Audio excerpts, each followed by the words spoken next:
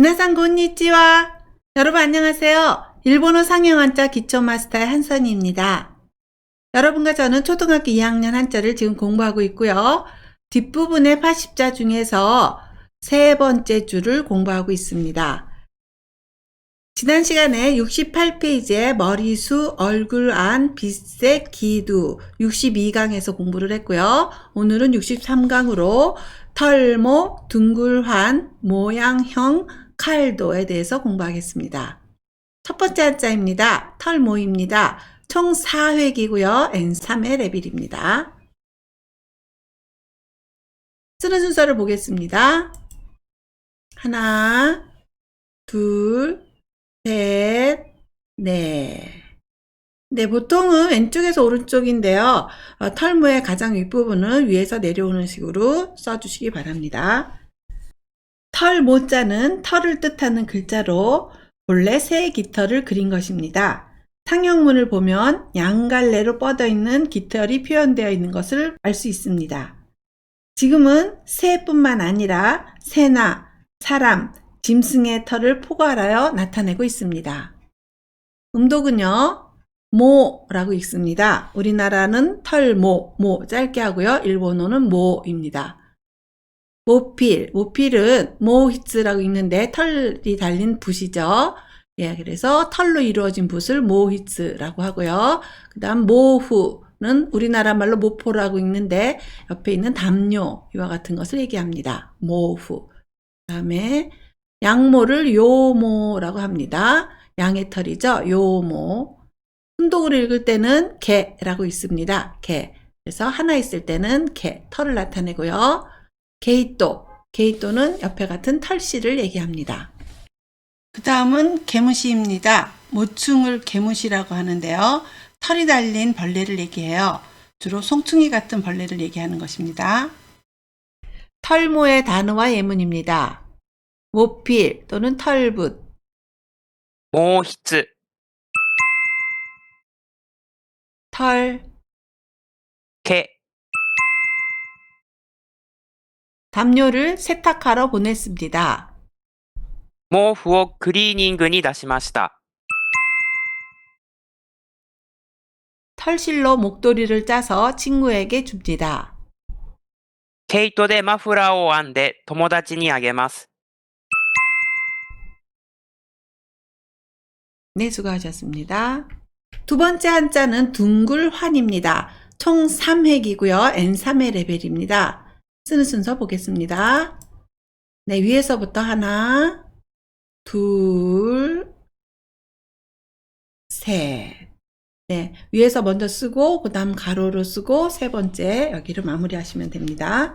한자는 둥글다, 둥글게 하다, 알이라는 뜻을 가진 글자입니다. 한자는 둥글 원 형태를 표현하기 위해서 만든 글자인데요. 글자를 만든 방식이 매우 재미있습니다. 상형문을 보면 사람을 뜻하는 사람 인자가 비슷하게 그려져 있는데요.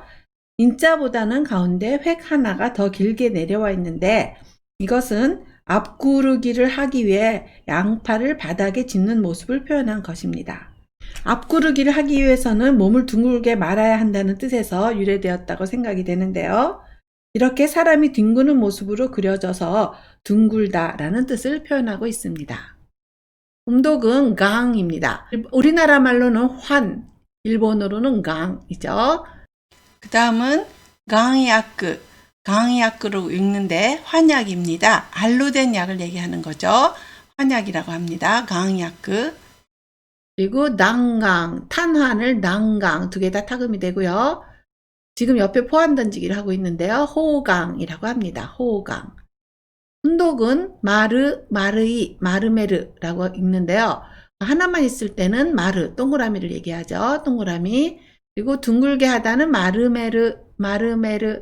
그리고 통째로 먹다 할 때 마르고또라고 하고요. 통나무, 옆에 같은 나무를 통나무라고 하는데 마르다라고 합니다. 둥글환의 단어와 예문입니다. 환약, 眼薬、 동그라미. 丸、 그녀는 투포환 선수입니다. 彼女は砲丸投げの選手です。 커다란 케이크를 혼자 통째로 다 먹어버렸습니다. 大きなケーキを一人で丸ごと食べてしまいました。 네, 수고하셨습니다. 세 번째 한자는 모양형입니다. 총 7액이고요. N3의 레벨입니다. 쓰는 순서는 위에서부터 하나, 둘, 셋, 넷, 다섯, 여섯, 일곱 차례대로 쓰시면 됩니다. 형자는 모양이나 형상을 뜻하는 글자입니다. 평평할 견자 왼쪽 부분하고요. 터럭 삼자가 결합한 모습인데요. 이 왼쪽 부분은 방패 간자를 겹쳐서 그린 것으로 평평하다라는 뜻이 있습니다. 이렇게 평평하다라는 뜻을 가진 견자에 옆에 터럭 삼자가 더하여져서 둘은 비슷한 모양을 하고 있다라는 뜻으로 만들어졌다고 합니다. 음독은 개 또는 묘라고 있습니다. 형식을 게이시기라고 하고요. 형용사를 게이요시라고 합니다. 옆에 인형이 보이는데요. 인형할 때는 타금이 돼서 닝교라고 합니다. 훈독은 같다 또는 같았지라고 있습니다. 같다미라고 읽을 때는 기념품 또는 돌아가신 분의 유품이라는 뜻이 있습니다. 같다미. 그리고 대같다라고 읽을 때는 여기가 타금이 되는데요. 여기 그림이 보이듯이 손으로 찍은 도장, 손도장을 얘기할 때도 있고요. 여기 어음을 나타낼 때도 있습니다. 여기에 보면 약속 그 대같다라고 돼 있어서 어음을 나타냅니다. 그리고 하나로 쓰일 때는 같다찌 형태, 같다찌라고 합니다. 모양형의 단어와 예문입니다. 형식, 形式、 형태, 形、 아이는 인형을 좋아합니다. 子供は人形が好きです。 이 반지는 어머니의 유품입니다. この指輪は母の形見です。 네, 수고하셨습니다. 오늘의 네 번째 한자는 칼도입니다. 총 2획이고요. N1의 레벨입니다. 네, 쓰는 순서는 네, 하나, 둘, 간단합니다. 도자는 칼이라는 뜻을 가진 글자입니다. 상형문을 보면 고대에 사용하던 칼의 일종이 그려져 있는데요. 굽은 칼날 위로 뾰족한 날이 하나 더 있는데 이것은 적의 칼날을 부러뜨리거나 밀어대는 역할을 했다고 합니다. 도자는 그러한 형태가 변해서 지금의 칼을 나타내게 되었습니다. 음독은 도, 한국어도 도인데요. 일본어는 길게 도라고 읽으시면 됩니다. 그래서 짧은 칼을 단도라고 하고요.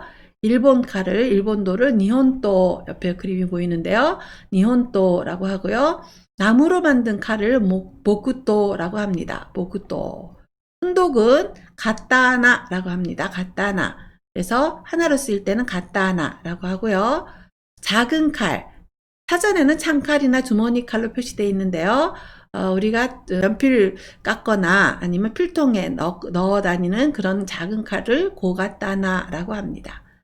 그리고 죽도를 시나이라고 있습니다. 시나이, 조금 특별하게 읽어서 예외라고 표시를 했는데요. 여기 그림처럼 대나무로 만든 칼을 시나이라고 하고요. 주로 검도나 무술을 할 때 쓰입니다. 칼도의 단어와 예문입니다. 단도, 担当、 칼. 刀、 지금은 일본도를 만드는 사람이 줄어들었습니다. 今では日本刀を作る人が少なくなりました。 아버지가 어렸을 때는 주머니 칼로 연필을 깎았습니다. 父が子供の頃は小刀で鉛筆を削っていました。 네, 수고하셨습니다. 오늘 배운 한자 4개의 한자를 복습하겠습니다. 털, 모자입니다. 방향을 잘 봐주세요. 왼쪽으로 가는 것이 아니라 오른쪽으로 가는 겁니다. 옆에 털로 만든 붓이 보이는데요. 이걸 모필이라고 하고요. 모히즈라고 합니다. 그리고 하나로 쓸 때는 개라고 읽고요. 두 번째 한자는 둥굴환입니다. 둥굴환. 여기 그림이 보이는데 게리, 미즈아따린이 먹는 약입니다. 게리는 설사고요. 미즈아따린은 물 같은 것에 체해서 배탈이 났을 때 먹는 약입니다. 여기 둥근 약을 나타낼 때는 강이야크라고 하죠. 알약을 나타내고요. 그리고 둥글다 할 때는 동그라미를 나타내서 마르라고 합니다. 마르. 그리고 모양형은 형식 할 때 게이시키라고 읽고요. 여기 여러 개의 형태가 보이는데요. 이런 형태를 가따찌라고 합니다. 가따찌. 그리고 칼도. 여기 사진이 보이는데요. 단도, 짧은 칼을 단도라고 하고요. 하나 있을 때는 가따나라고 읽습니다. 가따나. 네, 오늘 69페이지 털모, 둥글환, 모양형, 칼도에 대해서 공부했고요.